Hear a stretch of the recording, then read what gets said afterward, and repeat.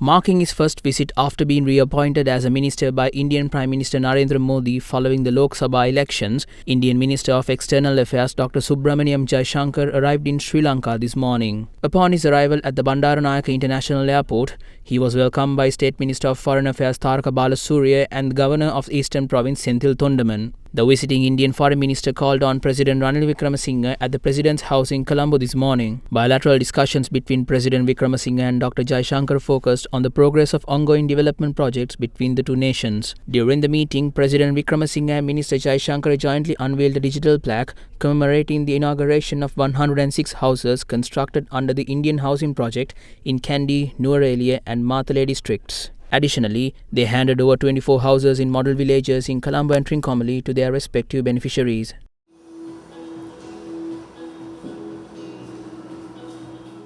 Further, the Maritime Rescue Coordination Centre, comprising a main centre at the Colombo Naval Headquarters, a sub-centre in Hambantota and unmanned installations in strategic locations across Sri Lanka's coastline, was virtually commissioned by the President and the Indian External Affairs Minister. The President's office stated that this initiative underscores the deepening maritime security cooperation between India and Sri Lanka.